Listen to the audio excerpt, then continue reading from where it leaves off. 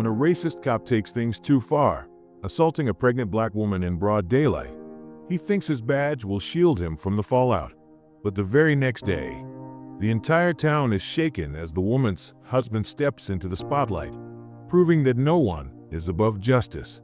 What the officer doesn't know is that he's underestimated a man with more strength and determination than he ever imagined. If you love dramatic tales that leave you on the edge of your seat, hit like and subscribe to join us as we dive into this unforgettable journey.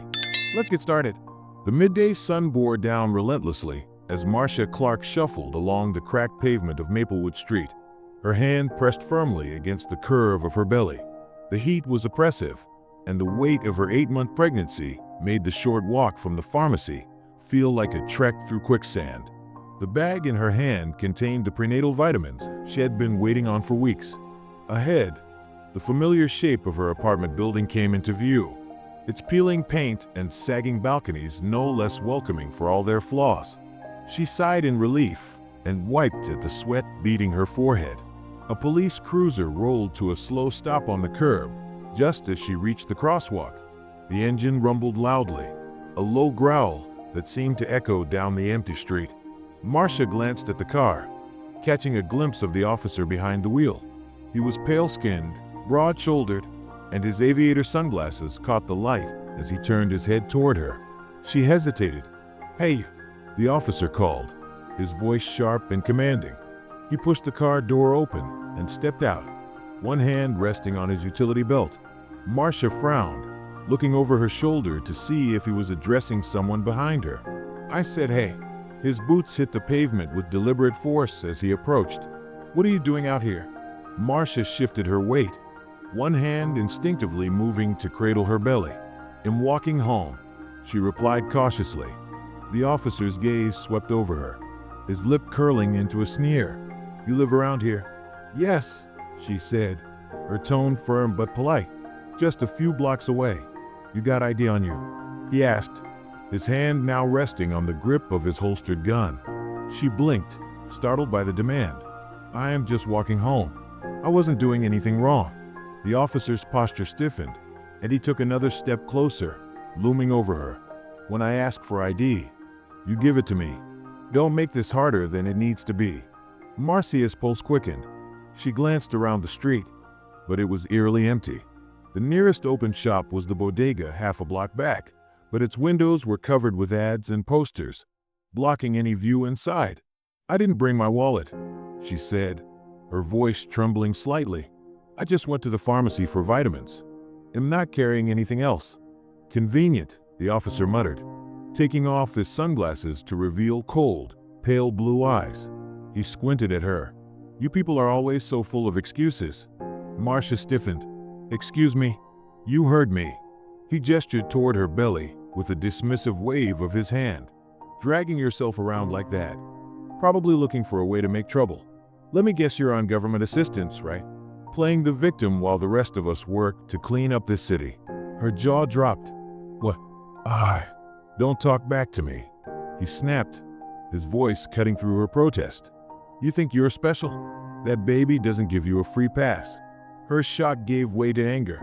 She squared her shoulders, despite the ache in her back and the burning weight of the summer heat. "I'm not doing anything wrong. I have every right to walk down this street, and you have no right to harass me."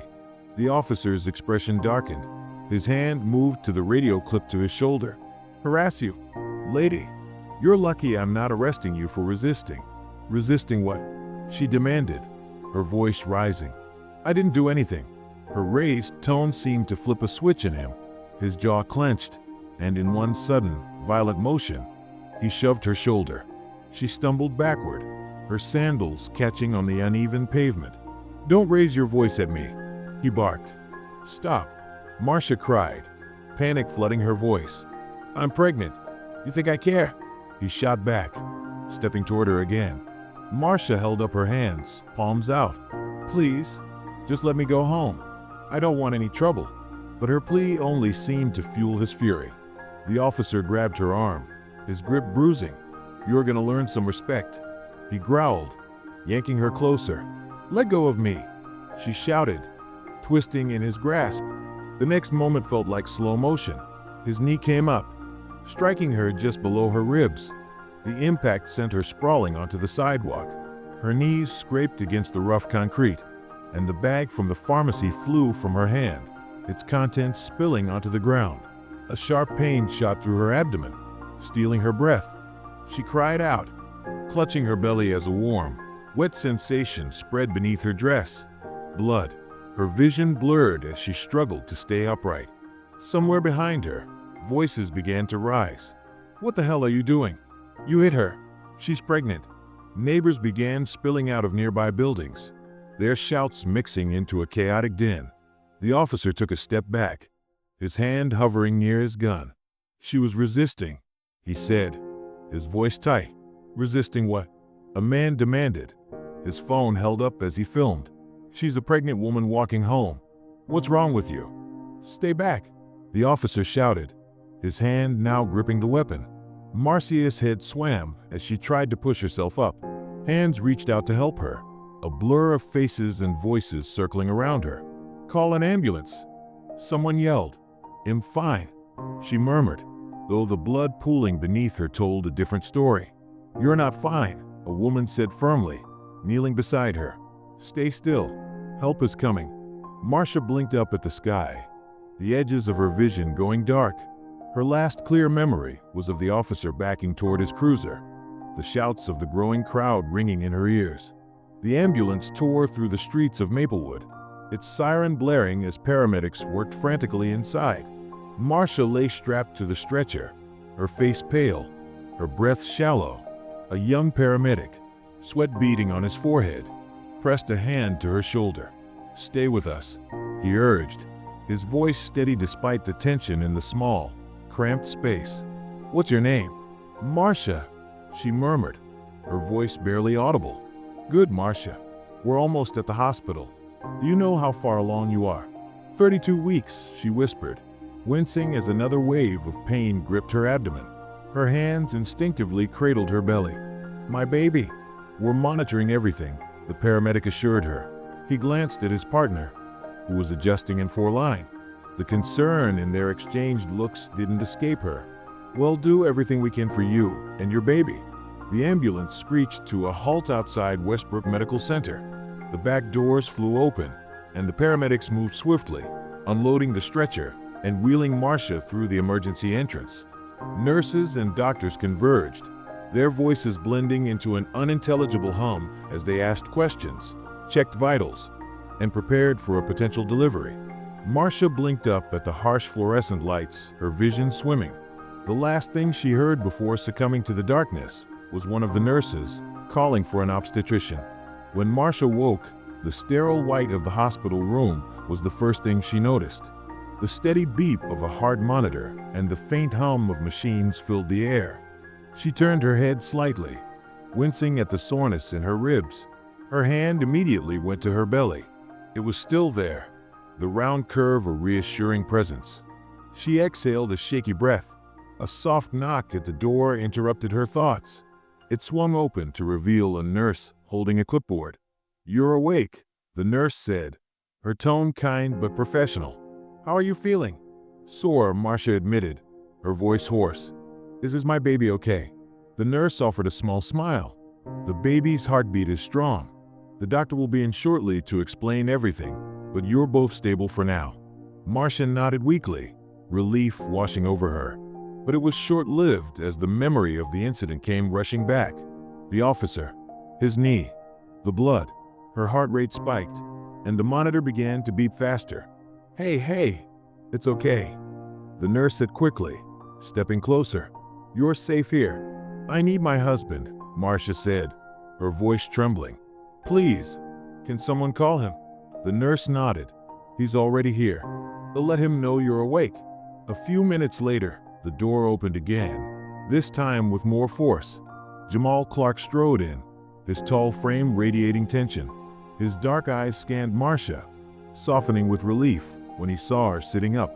His clothes were rumpled, his shirt untucked, and his hands clenched into fists at his sides. "Marcia," he breathed, crossing the room in 2 strides. He leaned down, cupping her face in his hands. "Are you okay?" "I was losing my mind out there," "I'm okay," she whispered, her voice breaking. "The baby's okay." Jamal exhaled deeply, resting his forehead against hers. For a moment, the room was silent, save for the steady beep of the monitor. Then his expression hardened, his jaw tightening as he pulled back. "They told me what happened," he said, his voice low but simmering with rage. "That cop, Jamal cut himself off, pacing the length of the room like a caged animal. He kicked you. He hurt you while you were carrying our child." Marcia nodded, tears welling in her eyes. "I didn't do anything, Jamal. He came at me like I was some kind of criminal. I kept telling him I was pregnant, but he didn't care." Jamal's hands balled into fists. "I swear, that man is gonna pay for this." "Jamal, please," Marcia said, her voice pleading. "I just want to focus on the baby right now. I can't handle more stress." He stopped pacing and knelt beside her bed, taking her hand in his. "I understand, but he can't get away with this, Marcia. Not after what he did. There were witnesses. People filmed it. We're not letting this slide." A knock at the door interrupted them. A woman in a dark suit stepped inside, her badge glinting on her belt. "Mr. and Mrs. Clark?" she asked, her tone neutral. "Yes," Jamal said, standing protectively by Marcia's side. "I'm Detective Ramirez. I'm here to take your statement about the incident." Jamal's eyes narrowed. "And what happens after we give you our statement? Are you going to charge that cop? Or is this going to get swept under the rug like always?" Ramirez didn't flinch. "I understand your frustration, Mr. Clark, but I need to gather all the facts before any decisions can be made. The footage from bystanders will be a key part of the investigation, but your wife's testimony is crucial." Marcia hesitated, her fingers tightening around Jamal's. "Will he know it was me who gave the statement?" she asked softly. "Hell no, there's an investigation," Ramirez said carefully, "but the details of who provided what evidence will remain confidential until charges are filed." Marcia exchanged a glance with Jamal, who gave her a small nod. She turned back to Ramirez. "He'll tell you everything." The statement took over an hour, with Ramirez asking detailed questions about every moment of the encounter. Marcia recounted the officer's hostile demeanor, his racist comments, and the violence that followed. Her voice shook at times, but Jamal's steady presence by her side gave her strength. When Ramirez finally closed her notebook, she offered a tight-lipped smile. "Thank you for your cooperation. We'll be in touch if we need anything else."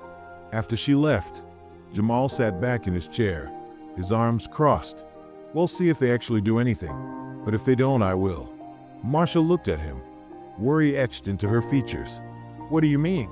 Jamal's expression was unreadable. "I mean, I'll handle it my way." Outside the hospital, the sun had long since set, and the streets were quiet. In the shadows of the parking lot, Jamal stood by his car, his phone in hand. The screen glowed faintly as he scrolled through a contact list.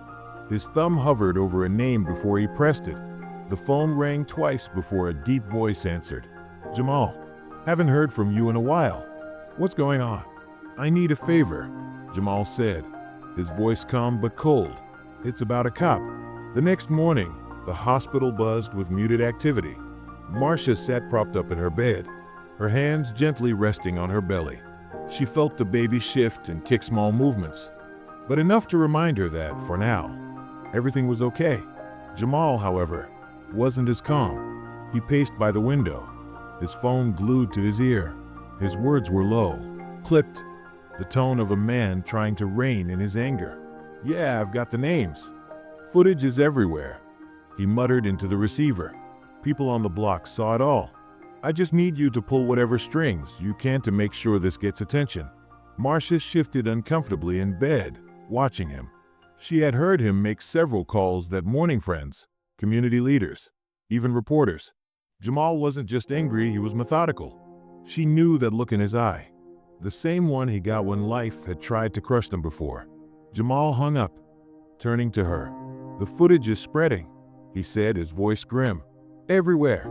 People are furious. But it's not enough." "Not enough for what?" Marcia asked. "For him to actually face consequences," Jamal said. "The system will protect him unless we force their hand." Marcia hesitated. "Jamal, I don't want you to do anything that'll put you in danger." We can handle this the right way."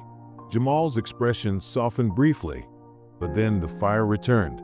"The right way doesn't work for us, Marcia. Not when it's a cop. Not when it's someone like him." She wanted to argue, but the pain in her ribs and the memory of the officer's sneering face held her back. Jamal wasn't wrong, and deep down, she knew it. That afternoon, Jamal met with his first contact. Tyrone, a burly man with a shaved head and tattoos covering his arms, greeted him with a firm handshake in the corner booth of a diner. "I saw the video," Tyrone said, sliding a phone across the table. The screen showed the grainy footage of the officer shoving Marcia to the ground, her scream echoing faintly through the recording. "Goes viral fast when it's this bad," Tyrone added. "People are already sharing it like crazy." "It's not just about going viral," Jamal said, his voice low. "I need to know who he is. Full name, where he lives, everything." Tyrone raised an eyebrow. "You sure about that? This ain't just some random dude. He's got a badge. You go poking around. I tell they'll bring heat." "Let it," Jamal said, leaning forward. He put his hands on my wife. "My child. I won't sit back and let him walk away." Tyrone nodded slowly, understanding in his eyes. "All right, he'll see what I can dig up. But you're playing with fire, my guy. Don't get burned." By evening, Jamal had more information than he had expected. The officer's name was Matthew Riker, and he had a reputation. Complaints of excessive force, racial profiling, and intimidation littered his record, but none of it had ever stuck. Riker had been shielded by his department at every turn. Jamal sat in his car outside the hospital, scrolling through the reports Tyrone had sent him. Marcia's words from earlier rang in his ears. "Don't do anything that'll put you in danger." He clenched his jaw. Marcia didn't need more stress, but neither did she need to face the possibility that Riker would escape justice. His phone buzzed. "Another contact." "This is bigger than him," Jamal said after answering. "He's part of a system that keeps doing this over and over. We need to make noise, real noise." "What are you thinking?" the voice on the other end asked. "Protest. Big enough that they can't ignore it. Call everyone. Organize it for tomorrow, right in front of the precinct." "Got it," the voice replied. "We're with you." Jamal hung up, staring at the phone in his hand. The next step was already forming in his mind, but he knew it would take more than a protest to make Riker regret what he had done. At the same time, Officer Matthew Riker sat in his small suburban home, nursing a beer while scrolling through his phone. The video of the incident had reached him hours earlier, and his face was plastered all over social media. "Fucking vultures," he muttered, tossing his phone onto the coffee table. He leaned back in his recliner, glancing at the news playing on the muted TV. Headlines about police misconduct scrolled across the bottom of the screen, paired with clips of protests and calls for accountability. A knock at his door pulled him from his thoughts. Riker got up, beer still in hand, and peered through the peephole. It was his supervisor, Captain Harris. Riker opened the door, feigning calm. "Captain, didn't expect you to drop by." Harris stepped inside without waiting for an invitation. His face was tight, his jaw clenched. "We've got a problem, Riker." "I'm guessing it's about that woman," Riker said, closing the door. "You're damn right it's about her," Harris snapped. "You're trending on every platform, and not in a good way. You couldn't keep your cool for one damn minute, could you?" "She was resisting," Riker said defensively. "She was pregnant," Harris shot back, his voice rising. "And now, thanks to you, we've got a mob forming outside the station tomorrow. If this doesn't die down, you're going to be the scapegoat." Riker's jaw tightened. "You're throwing me under the bus." "I'm telling you to lay low," Harris said. "The department can't shield you forever." As Harris left, slamming the door behind him, Riker felt a knot of anger twist in his gut. He wasn't going to let some nobody and her husband ruin his career. Late that night, Jamal sat alone in the darkened hospital room, Marcia asleep beside him. His phone buzzed again. He answered it quickly, his voice hushed. "What do you have?" The voice on the other end was curt. "Got the address. Riker's home." "You really want to do this?" Jamal looked at Marcia, her face peaceful despite everything. His jaw tightened. "Text me the details," he said, ending the call. He leaned back in his chair, his mind racing. Tomorrow's protest would be loud, but tonight would be quiet, deliberate. It was time to make Matthew Riker regret what had done. The protest outside the precinct was electric, the air charged with anger and determination. Hundreds of people had gathered, holding signs that read "Justice for Marcia" and "End Police Brutality." Chants echoed off the surrounding buildings as the crowd pressed closer to the barricades set up by officers in riot gear. Jamal stood at the edge of the gathering, his phone clutched tightly in his hand. From his vantage point, he could see everything: the protesters spilling into the streets, the reporters snapping pictures, and the officers who watched the crowd with uneasy expressions. But Jamal's focus wasn't on the protest. Not entirely. He glanced at his phone. A single message lit up the screen. "He's home. All clear." Jamal exhaled, shoving the phone into his pocket. He didn't tell Marcia where he was going. She had begged him to stay safe, to let the protest speak for itself. But this wasn't just about making noise. This was personal. 20 minutes later, Jamal's car rolled to a stop outside a modest brick house on the edge of the suburbs. The lawn was patchy, the driveway empty except for a dark sedan that he recognized from the footage. Riker's cruiser. Jamal killed the engine and stepped out, pulling the hood of his sweatshirt over his head. The street was quiet, the houses dark. He scanned the area, making sure no one was watching, before crossing to the driveway. He didn't knock. Instead, he circled around to the back of the house, where a single porch light illuminated the sliding glass door. It wasn't locked. Jamal slipped inside, his movements silent. The house smelled faintly of stale beer and something greasy, and the hum of a TV buzzed from a living room. He found Riker slouched on the couch, a half-empty bottle of whiskey on the coffee table beside him. The cop looked haggard, his shirt wrinkled and his hair disheveled. He stared at the muted television, oblivious to Jamal's presence. For a moment, Jamal considered turning around and leaving. But then he thought of Marcia's screams, her blood pooling on the pavement, her tears as she told him what had happened. That thought extinguished any hesitation. "Riker!" The cop jolted upright, his hand instinctively reaching for his hip. But his gun wasn't there, it was on the table next to the whiskey. His bloodshot eyes narrowed as he registered who was standing in his living room. "You," Riker snarled. "What the hell are you doing here?" Jamal stepped closer, his fists clenched at his sides.